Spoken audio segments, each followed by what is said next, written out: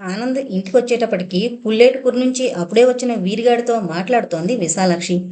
ఏంటి వీరిగా విశేషాలు అని పలకరించి ఇంకో గదిలోకి వెళ్ళబోతుంటే వెనక నుంచే విశాలాక్షి అంది. ఇప్పుడే వచ్చాడు జున్ను తేగలో పట్టుకుని. 2-3 రోజుల్లో కుప్ప నూర్పిస్తారట, చెప్పడానికి వచ్చాడు. చెప్పడం ఎందుకు? కుప్ప నూరు చేసి మనకి వచ్చే ధాన్యం అమ్మేసి డబ్బు పంపించమను. అమ్మమ్మ, కామందులు దగ్గర లేకుండా కుప్ప నూర్చడం చాలా తప్పండి. అలా ఒకనాటికి చేయను. నాకు ఖాళీ లేదు. సరే, అన్నయ్య సంగతి అడగనక్కర్లేదు కదా. వేసమెత్తు పనుండదు, క్షణం తీరిక ఉండదు, ఇంకా ఎవరొస్తారు?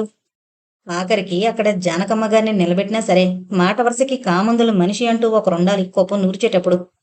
నువ్వే మా మనిషివి. వీరిగాడు కళ్ళు ఒత్తుకుని ఆనందంతో అవుననుకోండి అన్నాడు. సరేలే, మా అక్కయ్యో జానకో వస్తారు. నేను ఒక్కతను వెళ్ళలేను మామయ్య. అమ్మ వెళితే నేను వెళతా అంది జానకి. సరే, ఏదో చూద్దాంలే అంటూ విశాలాక్షి వీరిగాడితో వాళ్ళ కుటుంబ యోగక్షేమాలు మాట్లాడసాగింది. సుందరమ్మకు ఆడపిల్ల పుట్టిందని, లక్ష్మి అని పేరు పెట్టారని, సత్తయ్య సుందరమ్మ ఒక్క నిమిషం లక్ష్మిని వదిలి ఉండరని, అందుకే కాకినాడకు తను రావాల్సి వచ్చిందని, లేకపోతే సత్తయ్య వచ్చుండని చెప్పి వీరిగాడు వెక్కి వెక్కి ఏడవసాగాడు. వాణ్ణి సముదాయించి ఏమిటి సంగతి అంటే, సత్తయ్య చైనా యుద్ధంలోకి వెళ్ళిపోతానంటున్నాడండి. అందుకు సుందరమ్మ కూడా సై అంటుందని, మీరెవరైనా చెబితే వింటాడేమోనని అన్నాడు వీరిగాడు. అలాగే చెప్పొచ్చులే అని విశాలాక్షి భరోసా ఇచ్చాక వీరిగాడు ఊరుకున్నాడు. మర్నాడు విశాలాక్షి జానకి ప్రయాణం కావాలని నిర్ణయం అయింది. వీరిగాడితో కలిసి వాళ్ళు పుల్లేటుకురు వెళ్ళిపోయారు. రామచంద్రాపురం నుంచి వచ్చి 2 రోజులైనా ఆనంద్ జ్యోతి దగ్గరకు వెళ్ళలేదు. ఈలోగా తిలక్ ఆనంద్ వెనకాలే కాకినాడ వచ్చేసి మర్నాడు ఆనంద్ను కలుసుకున్నాడు. అన్ని కాలేజీల వాళ్ళు డిటెన్షన్కు నిరసనగా సమ్మె చేసి ఊళ్ళో హర్తాళ్లు చేయబోతున్నారని చెప్పి అందులో తను కూడా పాల్గొంటున్నానని సూచించాడు. మీది మరీ ప్రొఫెషనల్ కాలేజ్ కదా, సమ్మె చేస్తే మీ భవిష్యత్తుకు దెబ్బ కదా అన్నాడు ఆనంద్. ఇది ఏ వ్యక్తికి ఉద్దేశించి చేస్తున్న సమ్మె కాదు కదా, విధానం మంచిది కాదని చేస్తోంది. మీ స్టాఫ్ కూడా సానుభూతితో చూస్తారని మా ఆశ అన్నాడు తిలక్. సరే, వెళ్ళిరండి అని అతన్ని పంపించి ఆనంద్ ఆలోచించసాగాడు. ఇంతకంటే మంచి అవకాశం రాదు తిలక్ భవిష్యత్తును సర్వనాశనం చేయడానికి. జాగ్రత్తగా కేసు కాంకాడి చేసి తగిలిస్తే హాయిగా 7-8 ఏళ్లు పడుతుంది శిక్ష. దాంతో భవిష్యత్తంతా అంధకారమైపోయి విచారిస్తూ కూర్చుంటాడు. బాబాయ్ కూడా తెలియాలి తన కొడుకు ఇలా ఎందుకు పనికి రాకుండా అయిపోయాడని. అప్పుడు అర్థమవుతుంది తను నా మనసును ఎంత క్షోభ పెట్టింది. జరిగిన అన్యాయానికి ప్రతీకారం తీర్చుకోవడానికి ఇది మంచి అదను. ఈ అవకాశం పోతే మళ్ళీ ఇలాంటిది లభించదు. పూర్తిగా ఉపయోగించుకోవాలి ఈ అవకాశాన్ని. ఈ దెబ్బతో తిలక్ మీద ఆశలు పెట్టుకున్న కౌసల్య ఇతరులకు అపకారం చేయడమే కాని తనకు అపకారం జరుగుతుందని ఊహించకుండా ధీమాగా ఉన్న బాబయ్య అందరూ సఫా. సమ్మె ప్రదేశంలో కావాలని డ్యూటీ వేయించుకున్నాడు. విద్యార్థులను రెచ్చగొట్టాడు. వాళ్ళు పారిపోతుంటే తరిమాడు. రైల్వే స్టేషన్ తగలబెట్టడానికి వెళుతున్నారు, ఆఫ్ చేయండి అంటూ అరిచి అన్యాపదేశంగా వాళ్లను రైల్వే స్టేషన్ వైపు వెళ్లేలా చేశాడు. స్టేషన్లోకి స్టూడెంట్స్ ప్రవేశించబోతుంటే అదిగో అంటించేస్తున్నారని వంకపెట్టి దొరికిన కుర్రాన్ని ప్రతివాణ్ణి అరెస్టు చేశాడు. ఆ గుంపులో తిలక్ ఎక్కడా కనిపించలేదు. అతనికి గదికి వెళ్ళాడు, అక్కడా లేడు. 2 పోలీసులు మాత్రమే తీసుకుని వ్యాన్లో కాలేజీ వైపు బయలుదేరాడు. దారిలో ఎదురయ్యాడు తిలక్. మోటార్ సైకిల్ కానిస్టేబుల్ చేత గదికి పంపించేస్తాను, ముందు మీరు వెనక్కండి, అర్జెంట్ విషయం మాట్లాడాలి అని నమ్మించి తీరా వెనక్కాక కస్టడీలోకి తీసుకుని రైల్వే స్టేషన్కు తీసుకువెళ్లాడు. అక్కడికి గుంపుగా చేరిన వాళ్ళందరితో రైల్వే స్టేషన్ గోడ కింద గొయ్యి తవ్వి డైనమేట్లు పెట్టి పారిపోతుండగా తరిమి పట్టుకున్నాను అన్నాడు. తిలక్ తెల్లబోయాడు. వెంటనే కోపంతో, అబద్ధం, నేను స్ట్రైక్లో నుంచి 2 గంటల క్రితమే విడిపోయాను. మా లెక్చరర్ను క్లాసులో ప్రశ్నలు కూడా అడిగాను.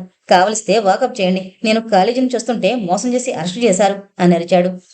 షటప్, నువ్వు నేను చెప్పనక్కర్లేదు, ఈ డైనమేట్లే చెబుతాయి సాక్ష్యం అంటూ రైల్వే గోడవారనున్న గోతులో నుంచి డైనమేట్లు తీయించి చూపించాడు. ఇక్కడ మూగిన జనమంతా ముక్కు మీద వేలేసుకున్నారు. తిలక్ మీద మోపబడిన కేసు నిజమైంది, వివరంగా పత్రికల్లో పడింది. అది చూసి నెత్తి నోరు బాదుకుంటూ కౌసల్య కాకినాడ వచ్చింది. జైలు సూపరింటెండెంట్ ధర్మాని కటకటాల వెనుకున్న కొడుకును కలుసుకుంది. ఎంత చేసింది ఆ రోజున రామచంద్రాపురంలో తన ఇంటికొచ్చిన ఇన్స్పెక్టరే అని, తన తప్పేమీ లేదని తిలక్ చెప్పాడు. ఆ ఇన్స్పెక్టర్ ఇల్లు తెలిస్తే వెళ్లి ఆయన కాళ్ళు కడుపు పట్టుకుంటానంది కౌసల్య. లాభం లేదని నచ్చజెప్ప ప్రయత్నించాడు తిలక్. కాదని కౌసల్య పట్టుబట్టడంతో ఆనంద్ ఇల్లు ఆనమాలు చెప్పి దాంతోపాటు తన గది ఆనమాలు కూడా చెప్పి తాళం ఇచ్చాడు తిలక్. కౌసల్య వెళ్ళేటప్పటికి ఆనంద్ ఒక్కడే ఉన్నాడు ఇంట్లో. కాళ్లావేళ్లా బతిమాలింది కౌసల్య. కొంగు చాచి పుత్రభిక్ష పెట్టమంది. లాభం లేదు, చేసింది చాలా పెద్ద నేరం, అయినా ఇప్పుడు నా చేతుల్లో ఏమీ లేదు, ఛార్జిషీటు పెట్టేశాను అని చెప్పాడు. కౌసల్య ఎంత ప్రాధేయపడినా ఉపయోగం లేకపోయింది. ఏడుస్తూ విధిని నిందించుకుంటూ చేసేదేమీ లేక నెమ్మదిగా తిలక్ గది చేరింది. తెల్లవారితే విచారణ. ఏం జరుగుతుందో తన చెవులతో తాను వినలేదు. అందువల్ల ఆ గదిలోనే ఉండిపోయింది యువతలకు రాకుండా.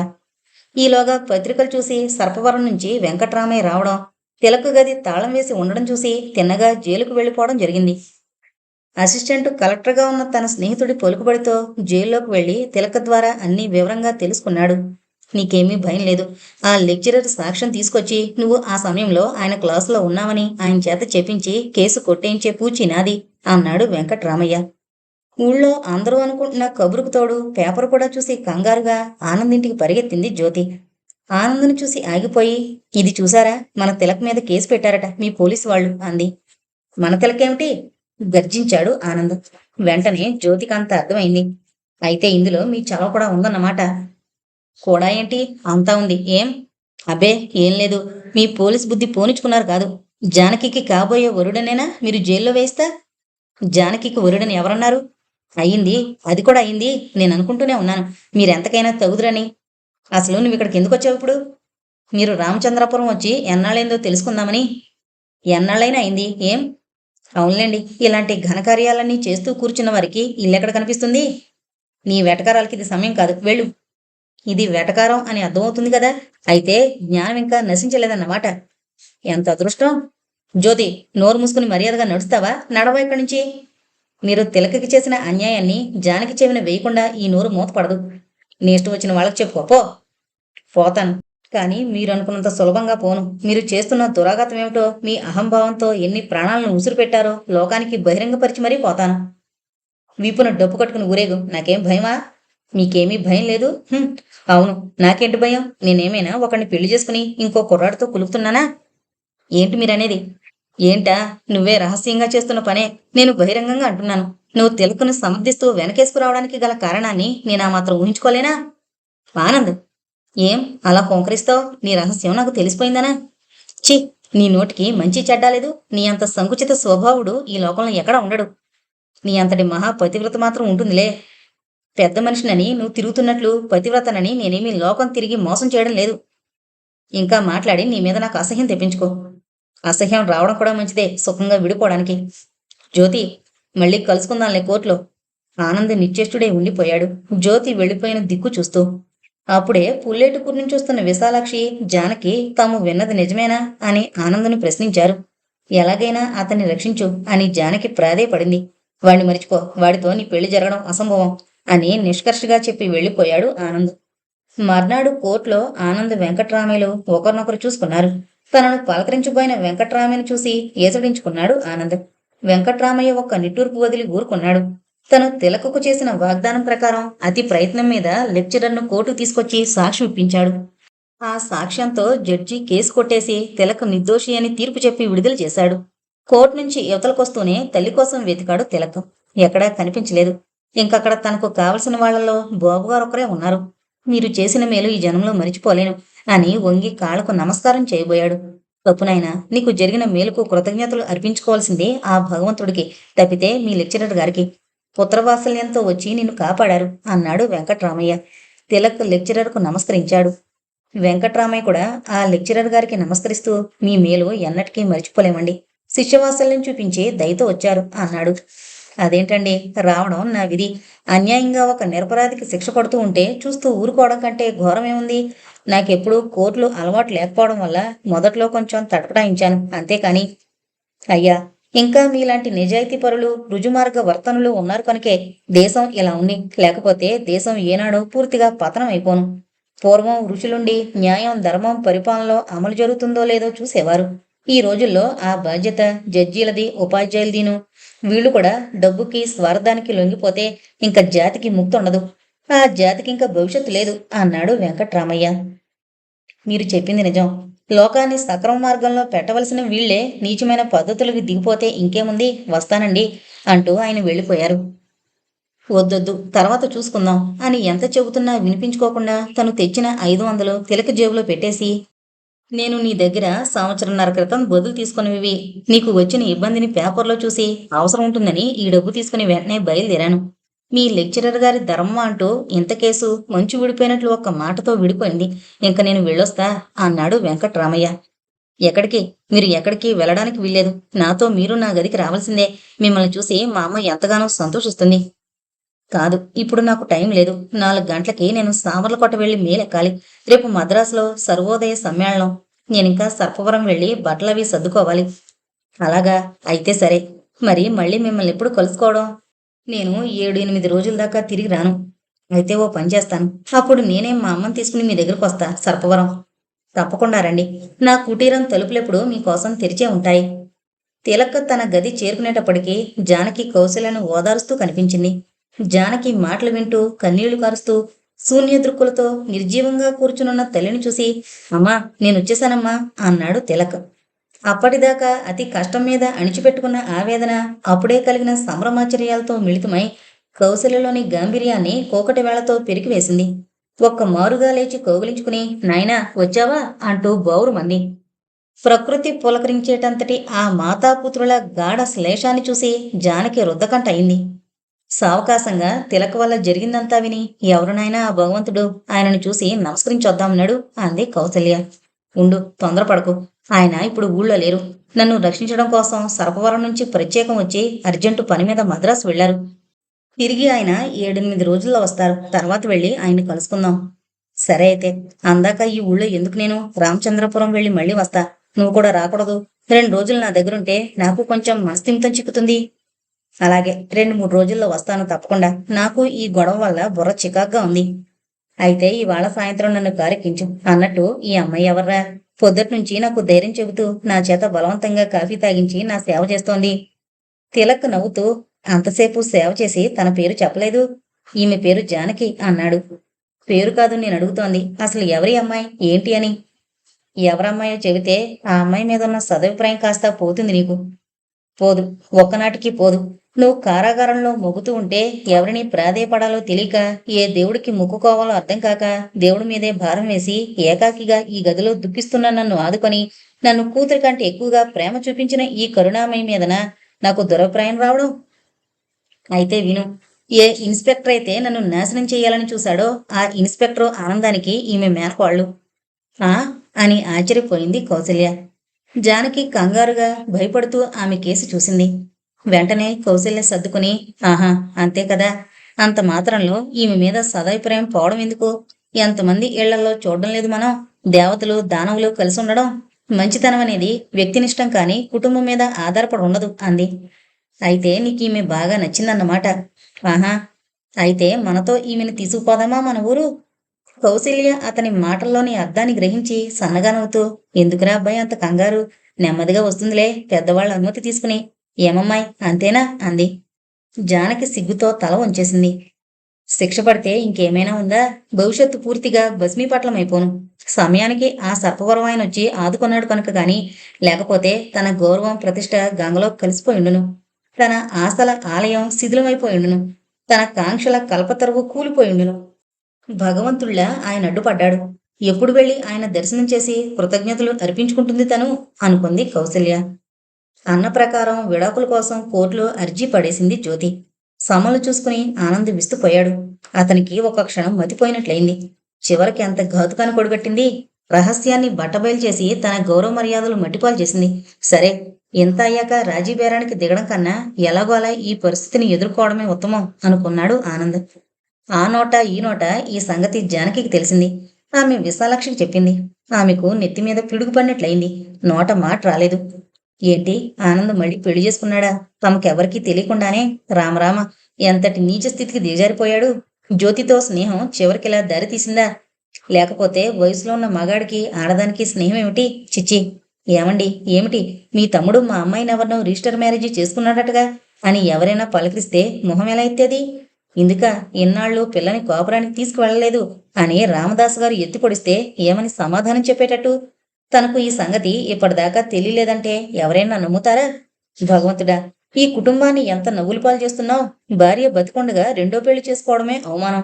అది సరిపోక నువ్వు నాకు అక్కర్లేదు అని ఆ అమ్మాయి కోర్టుకెక్కడం తలుచుకుంటే మతిపోతోంది అనుకుంటూ మనసులోనే కుమిలిపోయింది విశాలాక్షి. ఎంత పనిచేసింది జ్యోతి. చివరికి తను అనుమానించినట్లే అయింది. జ్యోతి చిన్నమావయ్య మీద కన్ను వేసిందని తను ఏనాడో పసిగట్టింది. కానీ పరిస్థితులు ఇంత దూరం వస్తాయని, వాళ్ళ అనుబంధం వివాహం దాకా పెరుగుతుందని తను ఊహించలేదు.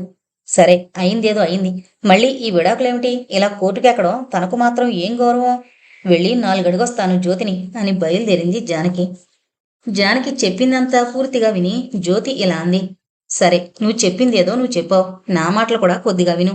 ఈ ప్రపంచంలో మనుషులంతా ఒకే తత్వం వాళ్ళు ఉండరు. నీకొకటి ఇష్టమైతే నాకు ఇంకోటి ఇష్టం అవుతుంది. నీకు తీవ్రమైన కారుణ్యాలు లేవు. అతి తీవ్రమైన కార్పణ్యాలు లేవు. ఎవరైనా ఒక మాట అంటే అది బలంగా నీ మీద పనిచేయదు. సరిపెట్టుకోవడం నీ స్వభావం. అదే మంచిదని, అందులోనే సుఖం ఉందని నీ అభిప్రాయం కావచ్చు. కానీ నీలాగా అందరూ ఉండమంటే ఉండరు. నాది పూర్తిగా భిన్నమైన ప్రకృతి. నాకు నిజంగా కోరికనేది రానే రాదు. వస్తే చాలా ఉధృతంగా వస్తుంది. ఆనంద్ ఫోటో మొదటిసారి చూసినప్పుడు అతన్ని వివాహం చేసుకోవాలనుకున్నాను. కానీ కుదరలేదు. నాలో జన్మించిన ఈ వాంఛను నాలోనే అంతమొందించుకోవాలని ప్రయత్నించాను. లాభం లేకపోయింది. కొన్నాళ్లు గడిచాయి. నాలో చెలరేగిన భావాలను నేను అదుపులోకి తెచ్చుకున్నానని అనుకున్నాను. కానీ ఆ రోజున మీ ఇంట్లో అతన్ని మళ్ళీ చూసినప్పుడు నాలోని కోరికలు తిరిగి తలెత్తాయి. నన్ను హాస్టల్లో దిగబెట్టడానికి అతడు వచ్చినప్పుడు అతన్ని పరీక్షించి చూశాను. పర్వాలేదు. అతన్ని లొంగ తీసుకోవచ్చు అనుకున్నాను. అయినా నాకు పూర్తిగా నమ్మకం కుదరలేదు. అనుకూలంగా ఉంటాడని అనిపించలేదు. అందువల్ల నా దృష్టి తిరిగి తిలక్ వైపు మళ్ళింది. తిలక్, అతన్ని కూడా నీ వల్ల వేసుకున్నావా? అంది భయంతో జానకి. భయపడకు. నాకు అతని మీద అభిప్రాయం ఏమీ లేదు. ఊరికే ఒక బలహీనమైన నిమిషంలో అలా అనుకున్నాను. నేనే కనుక అతన్ని వల్ల వేసుకోవడం అంటూ వస్తే ఆనంద్ కంటే చాలా సులభంగా అతడు నాకు చిక్కి ఉండును. కానీ ఏంటో నాకు అతని మీద మనసు పోలేదు. దృఢమైన వ్యక్తిత్వం ఉన్నవాడు కాదతను. కొత్త పసివాడు.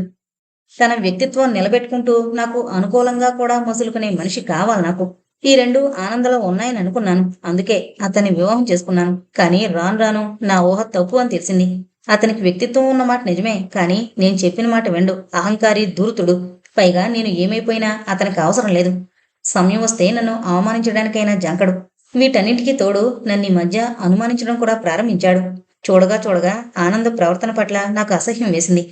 మొన్న తిలక్ పట్ల అతను ప్రవర్తించిన విధానంతో అది పరాకాష్ఠ చెందింది. ఒక్క మాట నాకు అసహ్యం అనిపించాక ఇంక నేను ఆ మనిషితో ఉండలేను. సరిపెట్టుకుని అతనితో కాపురం చేయలేను.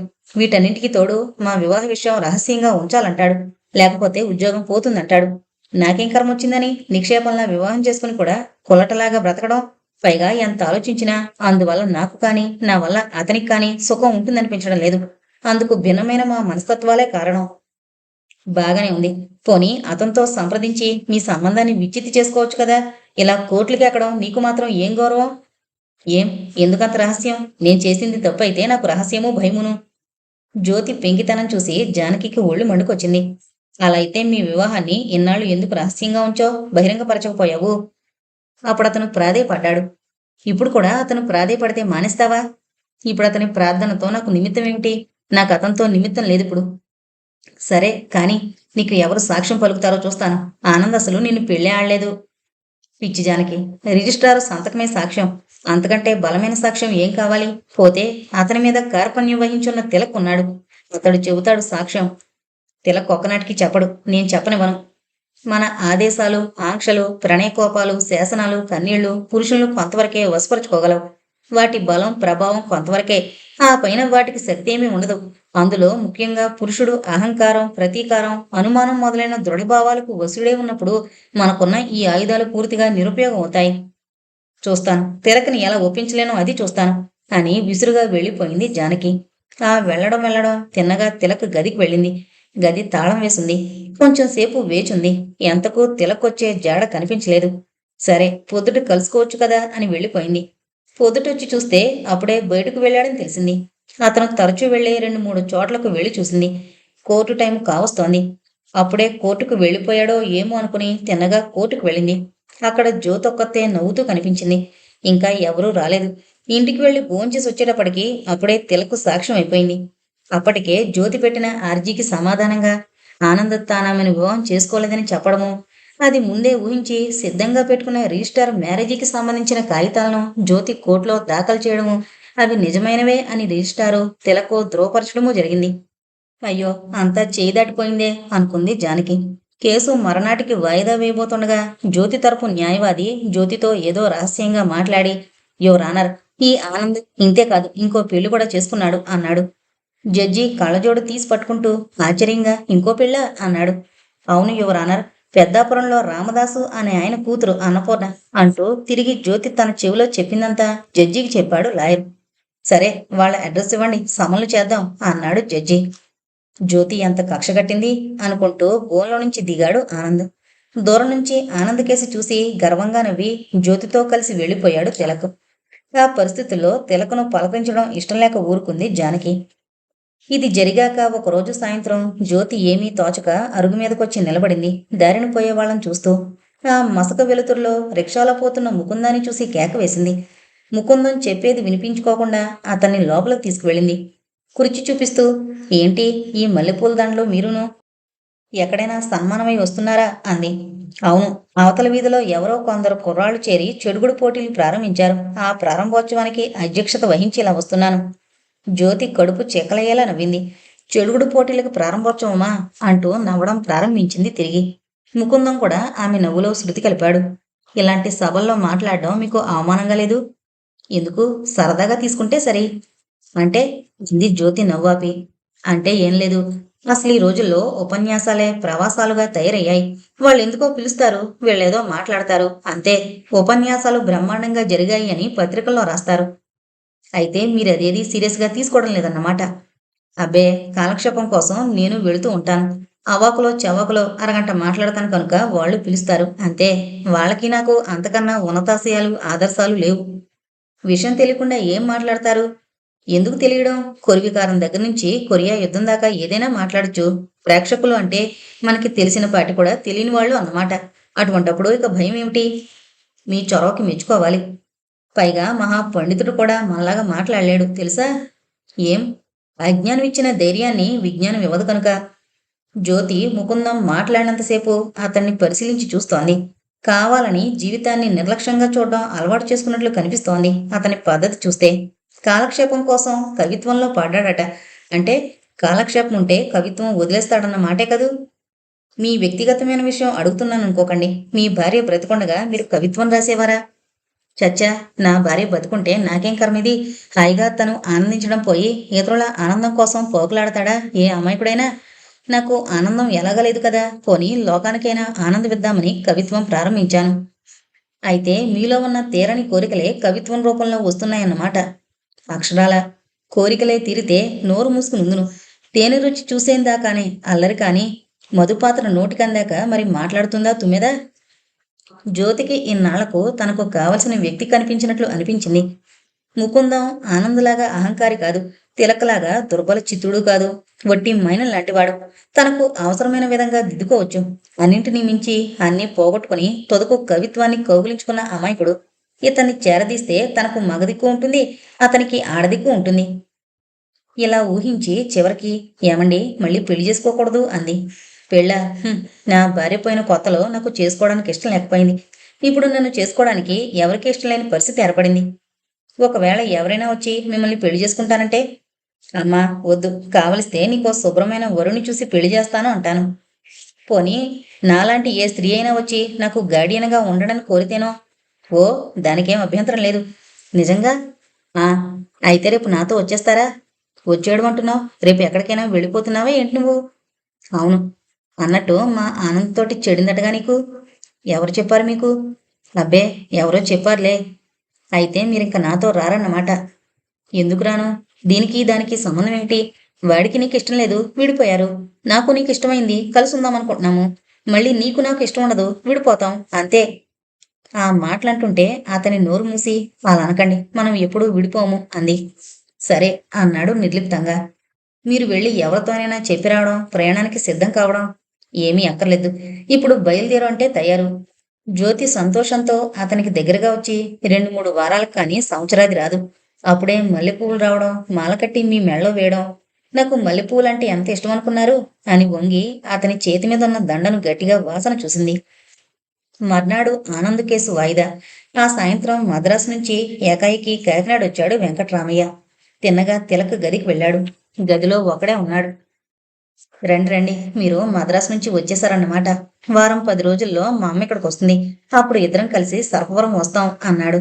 వెంకట్రామయ్య తప్పకుండా రండి అన్నాడు. తర్వాత జ్యోతి ఆనందతో విడాకుల కోసం పెట్టుకున్న అర్జీ, అందులో జ్యోతి తరపున ఇచ్చిన సాక్ష్యం, మర్నాడు అన్నపూర్ణ రామదాసుల సాక్ష్యం విచారణ, ఈ సంగతులన్నీ చెప్పి మా బాగా కక్ష తీర్చుకున్నాను కదూ ఆనంద్ మీద. ఈ దెబ్బతో అతని ఉద్యోగం పోతుంది. ప్రభుత్వం అనుమతి లేకుండా 2 వివాహాలు చేసుకున్నందుకు శిక్ష కూడా పడచ్చు అన్నాడు తిలక్. వెంకట్రామయ్యకు మిన్ను విరిగి మీద పడ్డట్టయింది. ఆనంద్ అన్నపూర్ణను అసలు తీసుకురాకపోవడం, జ్యోతితో రిజిస్టర్ మ్యారేజీ చేసుకోవడం ఇవేమీ ఇంతవరకు తెలియవేమో. అయోమయ పరిస్థితి ఏర్పడింది వెంకట్రామయ్యకు. కంగారుగా అడగసాగాడు కేసుకు సంబంధించిన విషయాలన్నీ. వెంకట్రామయ్య ఎందుకలా కంగారు పడుతున్నాడో అర్థం కాలేదు తిలకకు. కొంచెం సేపు ఆగన్నాడు. జ్యోతితో ఆయన పెళ్లి రుజువైంది. ఇంకా అన్నపూర్ణకు అతడు భర్త అనేది రేపు రుజువు కావాలి. రేపైనా. అయితే ఇప్పుడు త్వరగా వెళ్ళాలి. ఆనందను రక్షించాలి, లేకపోతే వాడు ఉద్యోగం పోతుంది. అదేంటండి, అతను మనకు శత్రువండి. నోర్మి, నీకంటే నాకు వాడే ముఖ్యం. రేపు విచారణ సమయానికి కోర్టుకురా అని వెంటనే వెళ్ళిపోయాడు వెంకట్రామయ్య. నాకేం, నేను కోర్టుకి రానక్కర్లేదు. నాకేమీ వాడు ముఖ్యుడు కాదు అంటూ గొణుక్కున్న తిలక మాటలు హోరున వీచిన గాలిలో తేలిపోయాయి. వెంకట్రామయ్య పోలీస్ స్టేషన్కు పోనిచ్చాడు రిక్షాను. అక్కడ వాళ్ళిచ్చిన ఆనమాలు ఆధారంగా ఆనందన్న ఇల్లు పట్టుకున్నాడు. ఆనంద్ ఓ గదిలో టేబుల్ మీద తల పెట్టుకుని ఆలోచిస్తున్నాడు. విశాలాక్షి ఇంకో గదిలో చాపపరుచుకుని చూస్తూ పడుకునుంది. జానకి నేల మీద సున్నాలు చుడుతూ ఉంది. హఠాత్తుగా లోపలికి ప్రవేశించిన వెంకట్రామయ్యని చూసి అంతా తెల్లబోయారు. తాతయ్య అంటూ వచ్చి కౌగిలించుకుని బౌరుమంది జానకి. విశాలాక్షి, వచ్చావా బాబాయ్ అంటూ కళ్ళనీళ్ళు పెట్టుకుంది. ఆనంద్ మాత్రం కుర్చీలో నుంచి లేచి దోషిలా తల వంచుకుని నిలబడ్డాడు. నా మీద కోపం లేకుండా మళ్ళీ వచ్చావా బాబయ్య అంటూ విశాలాక్షి నోట్లో పైటు చెంగు పెట్టుకుని ఏడ్చింది. ఆనంద్ కన్నీళ్లు కార్చసాగాడు. నీ మనసు క్షోభ పెట్టినందుకు మేము ఈ 2 ఏళ్ల నుంచి బాగా అనుభవించాం అంది విశాలాక్షి. ఇప్పుడు అవన్నీ ఎందుకు తల్లి అన్నాడు వెంకట్రామయ్య. ప్రస్తుతం ఓ కొత్త చిక్కులో పడ్డాం. అంతా తెలుసు. గతజల సేతుబంధనం వల్ల ఏమీ లాభం లేదు. అవన్నీ సావకాశంగా ఆలోచిద్దాం.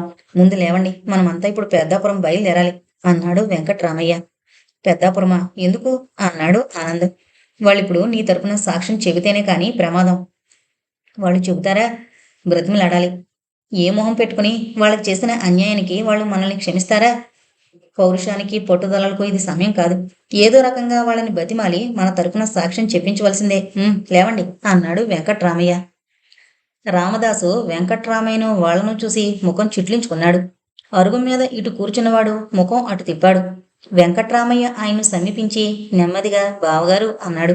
ఎవరది? ఎవరు మీరు? ఎవరు కావాలి? ఎందుకొచ్చారు అన్నాడు రామదాసు ఉధృతంగా వస్తోన్న కోపాన్ని ఎంతో కష్టం మీద అణుచుకుంటూ. మాటలతో మమ్మల్ని చిత్రహింస చేయకండి. ఇప్పటికే జరిగిన దానికి చాలా విచారిస్తున్నాం అన్నాడు వెంకట్రామయ్య. మీరెందుకు విచారించడం? ఆ వంతు మాది, ఆడపిల్లని కన్నందుకు. ఇంక ముందు ఎవరిది కాదు ఆ వంతు. ఎంతట్లో ఏం మార్పు వచ్చింది? జరిగిందంతా మర్చిపోయి మనం సౌహృద వాతావరణం సృష్టించుకోవాలి. ఆహా, ఎన్నాళ్ళ కనిపించిందండి. మీరు ఎన్నేనానండి, తప్పు మాది. మీరన్నంలో తప్పు లేదు. ఏమేవ్, ఎవరొచ్చారో చూడు అని లోపలికి కేక వేశాడు రామదాసు. అతని భార్య యువతలకొచ్చి లోపలకు వెళ్లడమా మానడమా అని తటపటాయిస్తున్న విశాలక్ష్మిని జానకిని ఒక్కమారు తేరిపారా చూసి వెంటనే స్ఫురణకు తెచ్చుకుని, వచ్చారా మా తల్లి? అన్నపూర్ణ ఇంకా బతుకుందో లేదో చూసి వెళదామనొచ్చారా అంది. విశాలాక్షి తటాలన ఆమె చేతులు పట్టుకుని, అత్తయ్యగారు, చచ్చిన పాముని ఇంకేం చెబుతారు? పిల్లని ఎన్నాళ్ళు తీసుకువెళ్ళకపోవడం తప్పైపోయింది. ఆ సంగతంతా మరిచిపోండి అంది. ఎంత సులభంగా చెప్పారండి అంటూ అన్నపూర్ణ తల్లి లోపలికి వెళ్ళిపోయింది. ఆమె రమ్మనకపోయినా విశాలాక్షి ఆమె వెనకాలే లోపలికి వెళ్ళింది. ఇదంతా చూస్తున్న అన్నపూర్ణ పక్క గదిలో నుంచి జానకి సైగ చేసింది. అది చూసి జానకి ఆమె దగ్గరకు వెళ్ళింది. అరుగు మీద రామదాసుకు కొంచెం దూరంలో వెంకట్రామయ్య, ఆనంద్ కూర్చునున్నారు. ముగ్గురిని మౌనం పరిపాలిస్తోంది. కొన్ని క్షణాల తర్వాత రామదాస్ అన్నాడు, ఏమైనా మీరు చేసిందేం బాగలేదు. వెంకట్రామయ్య ఏమీ మాట్లాడలేదు. 2 ఏళ్లు దాటిపోయింది పిల్లని చేసుకుని. ఓ ఉత్తరం ముక్క రాయడం లేదు. పోని ఇది సంగతి అని కబురు లేదు. లేదయ్యా, ఏమీ వద్దు. నేను రాసిన అన్ని జాబుల్లోనూ ఒక్కదానికైనా ఒక్కటంటే ఒక్కదానికి జవాబివ్వచ్చే. పోని అది లేదయ్యా. నేను పనిగట్టుకుని ఓ మారొస్తే కర్ర విరక్కుండా పాము చావకుండా పంపిస్తారా? ఇంకో మారొస్తే తలుపులో తాళాలు వేసుకుని దేశాంతరం వెళ్ళిపోతారా? ఇది మీకేమైనా బాగుందా అని వెంకట్రామయ్య ఏమీ జవాబు చెప్పలేదు. మొన్న కోర్టు దగ్గర నుంచి ఆ సమన్లేమిటి? ఇవాళ ఆకాశం మీద నుంచి ఊడిపడ్డట్టు మీరు రావడం ఏమిటి? నాకేమీ అర్థం కావడం లేదు అన్నాడు రామదాసు. వెంకట్రామయ్య జాగ్రత్తగా ఒక్కొక్కటే జరిగినవన్నీ చెప్పి వర్తమాన ప్రయత్నము అలా చేస్తే అన్నీ సానుకూలమై అన్నపూర్ణ ఆనంద్ హాయిగా కాపురం చేసుకోవచ్చునని తేల్చాడు. ఏంటేంటి, ఇతగాడు ఇంకో పెళ్లి చేసుకుంటే అది ఇతని మీద వాద్యం వేస్తే మా అన్నపూర్ణొచ్చి ఈ ఆనంద్ నా భర్త కాడని చెప్పాలా కోర్టులో? ఆహాహా, ఏం సలహా చెబుతున్నారండి అంటూ గట్టిగా కేకలు వేయడం మొదలు పెట్టాడు. ఆనంద్కు తన గుండెను ఇనుప దుండుగ మీద వేసి సుతితో కొడుతున్నట్లు అనిపించింది. అతని అభిమానం సహనం అనే చిలీకటం దాటుతోంది. కాని ఏం చేస్తాడు, అన్నీ పడి ఊరుకోవలసిందే. ఇది విన్నారా, వీరెందుకొచ్చారో తెలుసా అంది రామదాసు భార్య యువతలకొస్తూ. ఆ, తెలుసు. ఇంకా ఎందుకండి వాళ్ళతో కబుర్లు? ఆ అబ్బాయి ఇంకో పిల్లని ఎప్పుడైతే చేసుకున్నాడో అప్పుడే తెగిపోయింది మనతో సంబంధం. వెళ్ళమనండి ఇంకా. ఇప్పుడు ఆ అమ్మాయిని వదిలేస్తాడట, మన అమ్మాయిని ఏలుకుంటాడట. ఇదేమైనా బూట్లు విప్పేసి జోళ్లు తొడుక్కోవడం అనుకుంటున్నాడేమిటి? చాలు చాలు, చాలా గౌరవమైన సంబంధం చేసుకున్నాం. అదే పనిగా ఇటు వెంకట్రామయ్య అటు విశాలాక్షి బతిమాళ్లంతో రామదాసు భార్య చివరికి ఇలా అన్నారు. అయితే మాకేం తెలీదు. రాజ్ఞతొచ్చిన పిల్ల, అన్నపూర్ణ అడగండి. సీతం వారిలా పడుంది. అది సాక్ష్యం చెబుతానంటే చెప్పించుకోండి. ఆనాక మంచొచ్చినా చెడొచ్చినా అనుభవించేదదే. అంతా విన్నావు కదూ. ఇప్పుడు ఆనంద్ ఆపదలో ఉన్నాడు. వాడి ఉద్యోగం మర్యాద మంట కలిసిపోకుండా నిలబెట్టాలంటే నువ్వు కొంచెం అబద్ధం ఆడాలి. కోర్టులో అతను నా భర్త కాదని చెప్పడం నీకు చాలా బాధ కలిగిస్తుందనుకో. అయినా వాడి కోసం, నీ భర్త కోసం ఈ కాస్త బాధ భరించలేవా అన్నాడు వెంకట్రామయ్య ప్రాధేయపూర్వకంగా. అన్నపూర్ణ తలెత్తి చూసింది. 2 ఏళ్ల క్రితం తన మీద అవ్యాజ్య కరుణామృతం చిలికించి జ్యోతిని కాదని తనను ఆనందుకు నిర్దేశించిన దయామయుడు ఉదార హృదయుడు అప్పటి వెంకట్రామయ్య కళ్ళకు కనిపించాడు. మారు మాట లేకుండా అలాగే మీ ఇష్టం అంది. రామదాసు భార్య తెల్లబోయారు. ఆదర్శ భారత నారిత్వం నిలబెట్టావు తల్లి అన్నాడు వెంకట్రామయ్య. నువ్వెంత సుగుణరాశివి అని కోగులించుకుంది విశాలాక్షి. అన్నపూర్ణ హృదయం ఎంత సుందరమైంది అనుకున్నాడు ఆనంద్. మర్నాడు కాకినాడలో కోర్టుకు అందరూ హాజరయ్యారు. ఆనంద్ తనను వివాహం చేసుకోలేదని అన్నపూర్ణ చెప్పడంతో జడ్జి సంతృప్తి చెంది ఇక ఆ సంగతి మీద వాద ప్రతివాదాలు అనుమతించలేదు. జ్యోతితో అతనికి జరిగిన వివాహం రుజువైందని, ఆ వివాహం తను చేసుకోలేదని బుకాయించడానికి మొదట్లో ప్రయత్నం చేయడం వల్ల దానికి శిక్షగా అతనికి 1 ఏడాది ఉద్యోగం నుంచి సస్పెండ్ చేయవలసిందిగా ప్రభుత్వానికి సిఫారసు చేస్తున్నామని తీర్పిచ్చి జ్యోతికి ఆనంద్ చేత విడాకులిప్పించాడు జడ్జి. అంతటితో అది తేలింది కదా అని వెంకట్రామయ్య సంతోషించాడు. ఇన్ని బాధలు మనక్లేశాలు పడి ఇప్పుడు కొంచెం స్థిమితపడ్డాం కనుక ప్రశాంతంగా 1-10 రోజులు గడపాలి మనం. ప్రశాంత జీవనానికి సరిపడిన వాతావరణం సర్పవరంలో నా కుటీరంలో లభిస్తుంది. అంతక్కడికి వెళదాం, నడవండి అన్నాడు వెంకట్రామయ్య. ఆ మాట విని విశాలాక్షి తెల్లబోయింది. అలా తెల్లబోతావేం? పుల్లేటుకూరు నుంచి వచ్చాక ఈ 2 ఏళ్ల నుంచి నన్ను ఆదుకుంది ఆ కుటీరమే. నడు చూద్దుగాని అన్నాడు నవ్వుతూ. పెద్దాపురం వెళ్లి కొన్ని పనులు చూసుకుని 5-6 రోజుల్లో సర్పవరం వస్తానని రామదాస్ చెప్పాడు. వెంకట్రామయ్య, ఆనంద్, విశాలాక్షి, జానకి, అన్నపూర్ణ ఆ రోజే సర్పవరం బయలుదేరారు. ఇదిలా ఉండగా ఆ రోజే ముకుందాన్ని తీసుకుని ఎవళ్లకు తెలియకుండా జ్యోతి ఎక్కడికో వెళ్ళిపోయింది. ఆ రోజు శనివారం. తూర్పు తెలతెలవారుతుంటే అందమైన కుటీరం ముందు ఒత్తుగా కళ్ళాపు జల్లి నేర్పుగా ముగ్గులు పెట్టింది అన్నపూర్ణ. అంత క్రితమే వేయబడిన కొత్త తాటాకుల వాసనతో ఊరికి దూరంగా భావనారాయణ స్వామి దేవాలయానికి మాత్రం కొంచెం సమీపంగా హృదయమై సకలజన మనోవేద్యమై మనోజ్ఞంగా ఉంది వెంకట్రామయ్య కుటీరం. పెరట్లో సంస్కారం లేక వాడిపోయి పడున్న మాలతీలతకు మడిచేసి దానికో ఆలంబన ఏర్పరిచి నీళ్లు పోస్తోంది జానకి. అప్పుడే స్నానం చేసి మడిపంచు కట్టుకుని పురుషోత్తమ ప్రాప్తి యోగం చదువుతున్నాడు వాకిట్లో వెంకట్రామయ్య. రాత్రి వెలిగించుకోవడానికి పూజలో దేవుడి దగ్గరికి కూడా ఉంటాయని మరి కాసిన్ని ఒత్తులు చేస్తోంది విశాలాక్షి. వెంకట్రామయ్య కనిపించేలా కొంచెం దూరంలో కూర్చుని దొడ్లో అన్నపూర్ణ నీళ్లు తోడి ఇస్తూ ఉంటే నూతి దగ్గర స్నానం చేస్తూ అన్నట్లు కౌశల్య పిన్ని తిలకల సంగతి బాబాయ్కు చెప్పడమే మరిచాను, తుడుచుకుని చెప్పాలి అనుకున్నాడు ఆనంద్. మధ్య మధ్య ఆనంద్ చేస్తోన్న వేళాకోళాలకు బొగ్గలు గులాబీ మొగ్గలు కాగా తన్మయానందాన్ని అనుభవిస్తోంది అన్నపూర్ణ. సూర్యుడు ఇంకొంచెం పైకి లేచాడు. అతని నిలువెచ్చని కిరణాలతోనూ తెల్లవారగట్లు పడిన కొద్ది మంచుతోనూ కలిసి వాతావరణం వెచ్చవెచ్చగా చల్లగా హాయిగా ఉంది. కౌశల్యం తీసుకుని తిలక వెంకట్రామయ్య కుటీరం దగ్గరకొచ్చాడు. ముందు వాకిట్లో ఆగి, వీరే నన్ను రక్షించినవారు, ఈమెనండి మా అమ్మ కౌశల్య అని ఒకరినొకరికి పరిచయం చేశాడు తిలక్. నమస్కారం కోసం అని ఎత్తిన కౌశల్య చేతులు అలాగే ఉండిపోయాయి. ఒకరినొకరు చూస్తూ నిలబడిపోయారు. ఇద్దరిలోనూ చైతన్యం లేదు. ఇద్దరి మనోబుద్ధి అహంకారాలు కొన్ని క్షణాలు జడత్వం వహించాయి. ఎవరి నోట మాట లేదు, ఎవరి చూపుకి అర్థం లేదు. అలా ఎంతసేపో ఒక్క త్రుటిలో 20 వసంతాల కాలం గిరున తిరిగింది వెంకట్రామయ్య మనోనేత్రం ముందు. 20 ఏళ్ల ఎడబాటు ఒక్క విరహరాత్రిలా భాషించింది ఆమెకు అతని ముందు. వెంకట్రామయ్యకున్న పట్టుదల అదృశ్యమైపోయింది. ఆపటిదాకా లేని ఒక నూతన కాంక్షకు ఆమెప్పుడు వశి అయింది. వారిద్దరి మధ్య ఇప్పుడు కార్పణ్యపు హద్దులు చెరిగి కారుణ్యపు వెన్నెల విరిసింది. అహంకారాల ప్రాకారాలన్నీ దాటి మమకారం ముకుటం ధరించింది. ఆ నిమిషం ఒక నవయుగానికి నాంది పలికింది. కన్నీరు స్థానంలో పన్నీరు చిలికింది. ఆమె తన కౌసల్య, ఆయన తన దైవం. వెంకట్రామయ్య కరుణార్ద్ర నేత్రాలు కౌసల్య కళ్ళను తడిపాయి. వెంకట్రామయ్య తిలకను దగ్గరకు తీసుకున్నాడు. ఆ పుత్ర గాత్ర పరిష్వంగ సుఖంలో కన్నులు అరమడుపులయ్యాయి. అరమూసిన అతని కళ్ళే కౌసల్య కోసం అతని హృదయ కవాటాలు తెరిచాయి. ఆనందాశ్రువులు పైటతో ఒత్తుకుంటూ ఆహ్లాదాన్ని తెలిపే మాటలు దొరకకపోవడం వల్ల మౌనంగా కుటీరం లోపలికి బయలుదేరింది కౌసల్య. పిన్నిని చూసి విశాలాక్షి చిన్నపిల్లలా కౌగిలించుకుని బావురుమంది. ఊరుకో తల్లి, కష్టాలొస్తాయి, మరి ఏం చేస్తాం? నిన్న మొన్నటి పిల్లవు, నీకు ఈ యోగం ఏంటి చెప్పు అంటూ విశాలాక్షిని దగ్గరగా తీసుకుని తలనిమిరింది కౌసల్య. ఇదిగో మా కోడలి పిల్ల ఇక్కడే ఉంది అంటూ కౌసల్య జానకి బుగ్గలు పుణికింది. అది నీ మనవరాలు, పుట్టాక దాన్ని నువ్వు చూడలేదు అంది కళ్ళు తుడుచుకుంటూ విశాలాక్షి. చూడకపోవడం ఏమిటి? అదే వెతుకుంటూ వచ్చింది నన్ను చూడడానికి ఈ మధ్య. వెతుకుంటూ వచ్చిందా? ఆ, ముందు మొగుడిని వెతుకుందిలే, తర్వాత నన్ను. తెలుసా నీకు? తిలకు మీ బాబాయ్ గారు అబ్బాయి. అలాగా? ఎంత చిత్రం. దగ్గర తిరుగుతూ ఉంటేనే కనుక్కోలేకపోయాను. ఏడివాడు, వచ్చాడా? ఆ, బయట వాళ్ళ నాన్నగారి దగ్గర ఉన్నాడు. పాపం, ఆ తండ్రి కొడుకులు 20 ఏళ్లకి ఇప్పుడు కదా కలుసుకోవడం. ఈ 20 ఏళ్ల నేరాలు నా మీద ఎన్ని చెప్పుకోవాలో. జానకి రహస్యంగా తిలకను చూడ్డానికి వీధిలోకి వెళ్ళింది. ఏం ఇన్స్పెక్టర్ బాబు, జ్ఞాపకం ఉన్నానా? పిన్ని, నన్న పేరుతో ఇంక పిలవకు. నేను ఇన్స్పెక్టర్ని కాదిప్పుడు, ఆనందిని మాత్రమే. మంచిదే. ముకుందం కనిపించడేం? వాడు ఇంట్లో నుంచి బయటకు ఏడాదికి 2 సార్లు మాత్రం వెళ్తాడు. వెళ్ళినప్పుడల్లా 6 నెలలకి తిరిగి వస్తుంటాడు. పాపం, ముకుందం భార్య కూడా ఆ పడవ ప్రమాదంలో మునిగిపోయిందటగా. అవును పిన్ని, బావ వదిన ఇద్దరూ ఆ ప్రమాదంలోనే పోయారు. అయితే అన్నట్టు నీ పెళ్ళయిందా? ఆ, అదిగో నీ కాళ్ళు. అన్నపూర్ణ, ఇటురా. మామిడికాయలు తరుగుతూ తరుగుతూ ఉన్న అన్నపూర్ణొచ్చి నమస్కారం చేసి కాసేపు నుంచుని వెళ్ళిపోయింది. ఈ పిల్లను నువ్వు నచ్చే చేసుకున్నావా? చేసుకున్నప్పుడు నచ్చలేదు, కానీ ఇప్పుడు పూర్తిగా నచ్చింది. ఎందుకని? అప్పుడు పిల్లని నేను చూసుకోలేదు, బాబయ్యే చూసి చేశాడు. సరే, బాబాయ్ సెలక్షన్ అయితే బాగానే ఉంటుందిలే. అది కాదు పిన్ని, అసలు బాబాయ్ దృష్టే సరైంది. ఆయనదే దురదృష్టి. వందమాగదుల్లాగా పొగుడుతున్నావు మీ బాబాయిని. అవునులే, ఎంతైనా రక్త సంబంధం.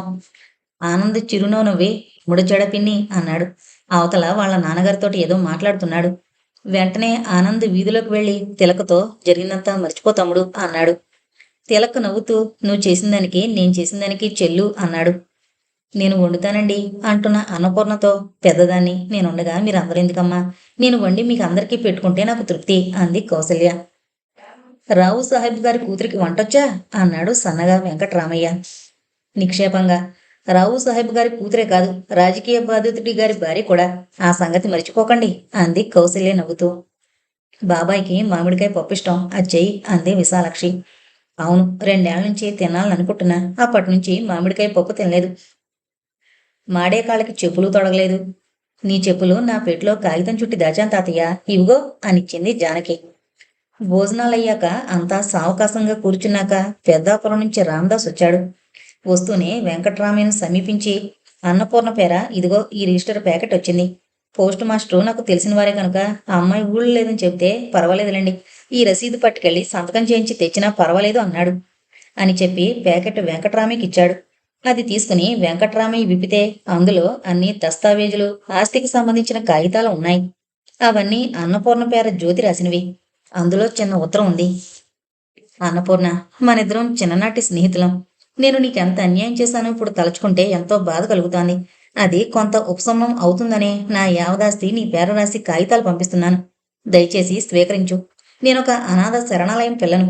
మాధవరావు గారు నన్ను మద్రాసు నుంచి తీసుకొచ్చారు. నేనిప్పుడు శరణాలయానికి వెళ్ళి నా తల్లిదండ్రులు ఎవరని అడిగితే తల్లి ఎవరో తెలియదని, కానీ 20 ఏళ్ల క్రితం రామచంద్రాపురంలో లాయర్గా ఉండే రావు బహదూర్ పెరుమాళయ్య గారు నన్ను శరణాలయంలో చేర్పిస్తూ తానే తండ్రి అని చెప్పారని తెలిసింది. సరే, అదృష్టం ఉంటే నా తండ్రి గారిని నేను ఎప్పుడైనా కలుసుకుంటాను. లేకపోతే ఈ అనాథగానే మిగిలిపోతుంది. ఇంకొక సంగతి, ముకుందం కోసం వాళ్ళని వెతుక్కోవద్దను. హాయిగా నా వద్దన్నాడు. మేము ఎక్కడుంటామో చెప్పలేం. కవర్ మీద ఉన్న అడ్రస్ కూడా సరైంది కాదు. నీ జ్యోతి. ఆ ఉత్తరం తీసి గబగబా జేబులో పెట్టేశాడు వెంకట్రామయ్య. జ్యోతి తన ఆస్తినంతా అన్నపూర్ణ పేరు రాసిందని మాత్రం చెప్పాడు అందరికీ. ఆ సాయంత్రానికి పుల్లేటుకూరు నుంచి సుందరం వచ్చింది లక్ష్మిని ఎత్తుకొని. ఆనంద్ బాబు గారు కోవలేశంలో మాట్లాడడానికి సర్పవరం రమ్మని రాస్తే బాబు మంచాన పడ్డాడు కనుక నేనొచ్చాను.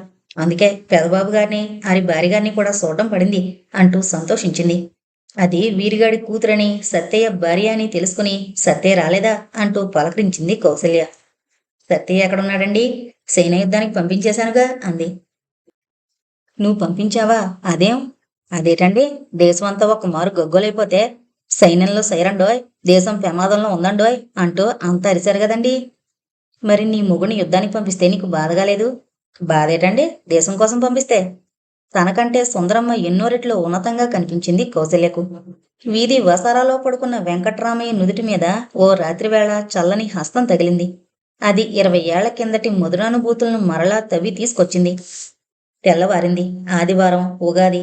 ఆ ప్రత్యూష పవనాంకురాల్లో తేలితేలి వస్తున్న మామిడి పూత వగరు వాసన 40 వసంతాలు నిండిన కౌశల్య హృదిలో కొత్త పూతలు పూయిస్తోంది. ఏమర్రోయ్, ఈ ఏడు ఉగాది పచ్చట్లో వేప పువ్వు, మామిడి ముక్కలు వగేరా వగేరా అర్థం లేని సరుకులేమీ వేయకూడదు. మనం ఇప్పటికే బోళ్లంత చేదు వగరు రుచి చూసాం జీవితంలో.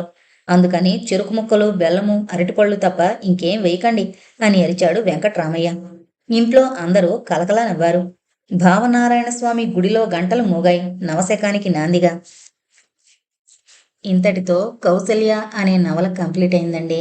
దయచేసి మన ఛానల్ను సబ్స్క్రైబ్ చేసుకోగలరు. Thank you.